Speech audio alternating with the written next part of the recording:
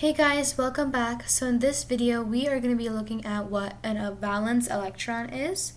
In the last video, we went over chemical bonding and what chemical bonds were, and we went through this word, valence electrons. And I told you guys how valence electrons are going to be playing a huge role in our chemical bonds, and why, if you ask, that's exactly what we're going to be looking at today. So, example, we're going to have to look at this through an example. Sodium. We're going to use sodium. And a valence electron, I want you guys to think of it as an extra. Valence extra. So our valence electron is just going to be what is left over on our shell. So sodium, right, is going to have 11 protons, 11 electrons, and 12 neutrons. And if we create our atom structure, our picture out of that, we should have 2 electrons on the first shell, 8 electrons on the second shell, and 1 leftover electron on our third shell, and that is what we're going to be named as our valence electron. It's our valence, it's our leftover, right?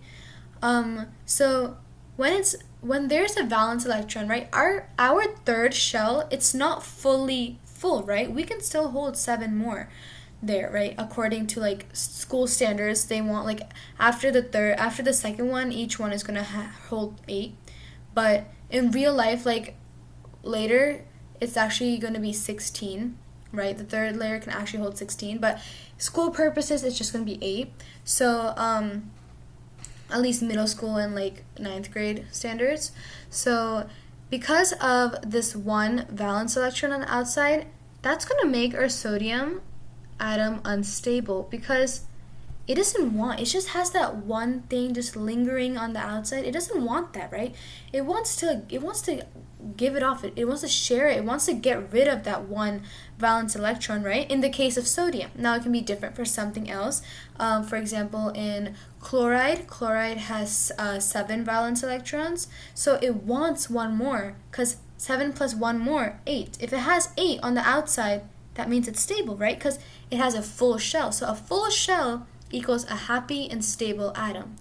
But a not full shell is unstable, not happy.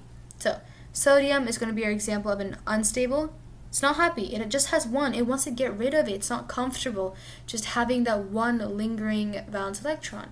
And we are going to be looking at 3 different. So sodium in this case is going to be an ionic bond. Chloride, like I mentioned, that's going to be it's also going to be a part of a covalent ionic bond, and there are going to be 2 more, which is our covalent bonds and hydrogen bonds. And these valence electrons, back to what I was saying, these valence electrons, they are looking to steal, they're looking to give, or they're looking to share their electrons in order to become more stable. So the whole purpose, or one of the main purposes of chemical bonding, is to create a stable atom. Stable and a happy atom, because that's what we all want, okay?